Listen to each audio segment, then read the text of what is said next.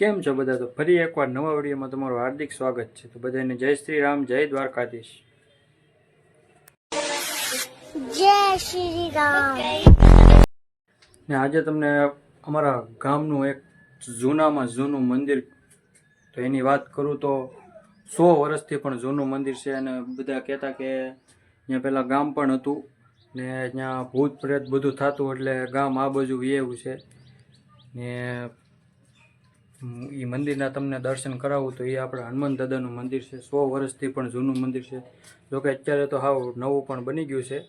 તો તમને ત્યાંના દર્શન કરાવું તો વિડીયોમાં ઠેઠ સુધી બના રહેજો. હવે ગામ અહીંયા થઈ ગયું છે, જોઈ શકો છો તમે.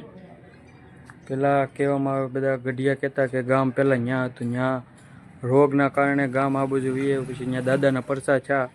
100 વર્ષથી જૂનામાં જૂનું મંદિર છે. તો તમને એના દર્શન કરાવું તો જઈએ છીએ આપણે ત્યાં. તો વિડીયોમાં ઠેઠ સુધી બના રહેજો.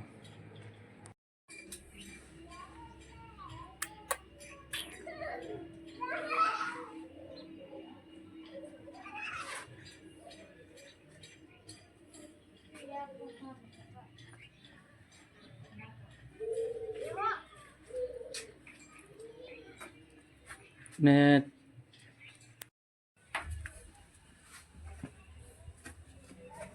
હા, મારી મીંદડી જોવાય, અમારે હારો હાર જ રહે. ગમે અહીંયા હું જાઉં એટલે મારે હારો હાર જ આવે. હાલે તો જઈએ છીએ હવે સીધા આપણે અહીંયા હનુમાન દાદાના મંદિર. તો અહીંથી દાદાના મંદિરે જવાય છે. જોઈ શકો છો તમે રસ્તો. આ લખેલું છે આપણે વાવડેશ્વર મહાદેવ. જોઈ શકો છો તો એ વાવડેશ્વર તરીકે ઓળખાતું આપણું અહીંથી જવાય છે. ચાલો જઈએ.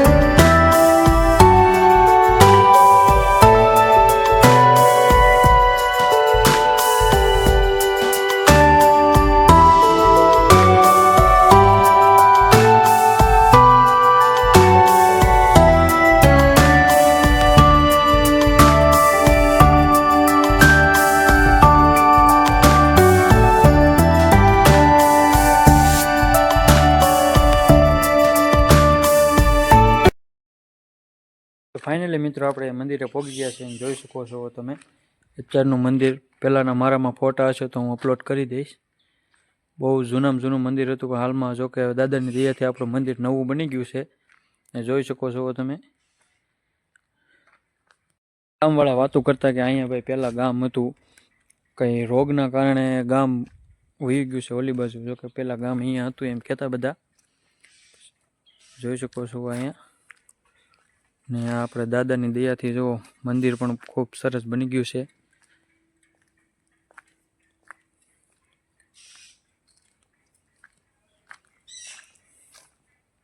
જોઈ શકો છો મંદિર ખૂબ મસ્તનું બની ગયું છે. તો ચાલો મંદિરના અંદર જઈએ, દાદાના દર્શન કરી આવીએ.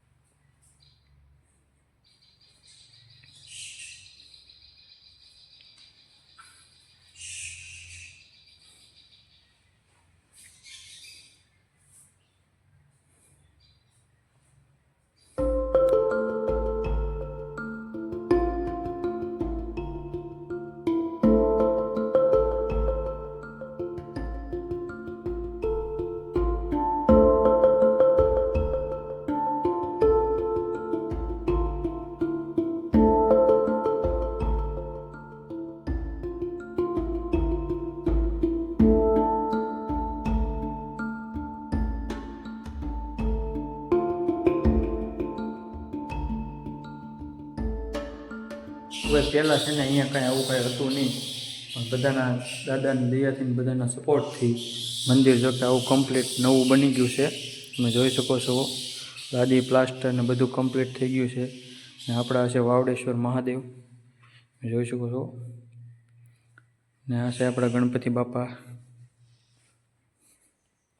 ને આપણા છે દાદા વાવડે હનુમાન દાદા. ને અમે જ્યારે અહીંયા પોગી જતા બધા ભાઈબંધ દોસ્તાર મિત્રો, એટલે પહેલાં તો બધા હાથ પગ ધોઈ નાખતા. હાથ પગ ધોઈને બધું કમ્પ્લીટ કરીને આ બધી ટોટલિંગ તમને જે બધું દેખાય છે ને ટોટલિંગ સાફ સફાઈ કરતાં ખૂબ ઠેઠ સુધી બધી હાવ ફૂલ સાફ સફાઈ કરીને પછી જ અમે શ્રીફળને એવું વધારતા માળા બાળા ચડાવતા અને ટોટલિંગ બધી સાફ સફાઈ કરતાં બહાર અંદર બહાર બે ઠેકાણે. ત્યારે જો કે નવું બની ગયું છે, નગર પહેલાં તો ખુલ્લું હતું હાવ, પાણી બાણીને વરસાદને ફૂલ પડતું. તો દાદાની દયાથી નવું થઈ ગયું છે મંદિર ખૂબ. અહીંથી તમને જેટલું દેખાય ને બધું અમે સાફ સફાઈ પણ કરેલી છે ઠેઠ સુધી. દર શનિવારે અહીંથી બધું વાળી નાખતા, હાવ સાફ સફાઈને ફૂલ કરતા. બહારથી વાળી સોળીને અમે અંદર વહી આવતા. અંદર આવીને એટલે અંદર એક ખૂબ સાફ સફાઈ કરી નાખતા. એકની ને એક શનિવારે ઓટલો ધોઈ નાખતા. ખૂબ અમે સેવા કરી છે દાદાની. કમ્પ્લીટ અહીંથી બધું વાળી સોળીને હાવ કમ્પ્લીટ કરી નાખતા. જોઈ શકો છો તમે.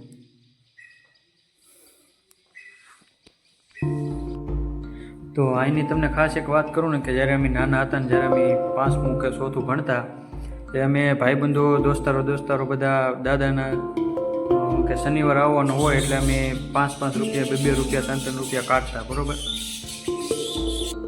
પછી શનિવાર આવવાનું હોય એટલે અમે 4 5 રૂપિયા ભેગા કરીને 10 30 રૂપિયા ભેગા કરતા. એમાંથી અમે દાદા આપણે ચડાવવા માટે તેલ લેતા, અગરબત્તી લેતા, સિંદૂર લેતા, આંકડાની માળા બનાવતા. એવું બધું અમે નાના હતા ને ત્યારે ખૂબ દાદાની સેવા પણ કરેલી છે અમે ભાઈબંધો દોસ્તારો. અઠવાડિયાની વાર હોય એટલે અમે બધા 5 6 રૂપિયા ભેગા કરીને અહીંયા લાવતા અને રોજ દર શનિવારે અમે શ્રીફળને સિંદૂરને તુલસી આપણે આંકડાની માળા ચડાવવા આવતા. હવે બધા પોતપોતાના કામમાં વ્યસ્ત થઈ જાય એટલે હવે જોકે કોઈ આવતા નથી અને ફ્રી હોય શનિવાર હોય એટલે અમે અહીંયા આવીએ જ છીએ દર શનિવારે. તો બધા નોકા થઈ ગયા એટલે કોઈ આવતા નથી. નકર અમે ભણતા તેની વાત કરું તો શનિવારે દર શનિવારે અમે અહીંયા આવતા જ તે 3 4 રૂપિયા ભેગા કરીને સિંદૂર લેતા, તેલ લેતા, એવું બધું અમે દાદાની સેવા કરતા. ખૂબ સેવા કરી છે. તો ભાઈ આપણે મિત્રો નીકળી ગયા છીએ મંદિરેથી હવે ઘર તરફ. ઘરે થોડોક સામાન આવે ગયેલો છે તો હવે ઉતારી આવીએ.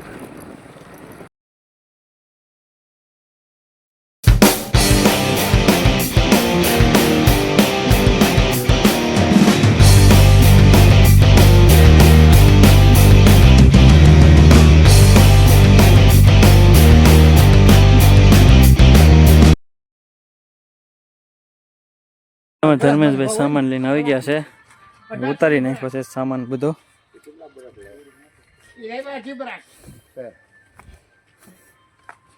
મારા ખાળ કવાનું કામ ચાલુ છે, જોવો શકો તો લાદી બાદી બધું આવી ગયું છે. તો ભાઈ પડી ગઈ છે સાંજ અને હવે આ વિડીયો આપણે અહીંયા પૂરો કરીએ છીએ. વિડીયો જો તમને સારો લાગ્યો હોય તો લાઈક શેર સબસ્ક્રાઈબ કરવાનું ભૂલતા નહીં યાર. અને ચેનલમાં પહેલી વખત હોય તો સબસ્ક્રાઈબ કરી નાખજો. તો મળીએ છીએ બીજા આપણે નવા બ્લોગમાં. ત્યાં સુધી બધાને જય દ્વારકાથી, જય માતાજી.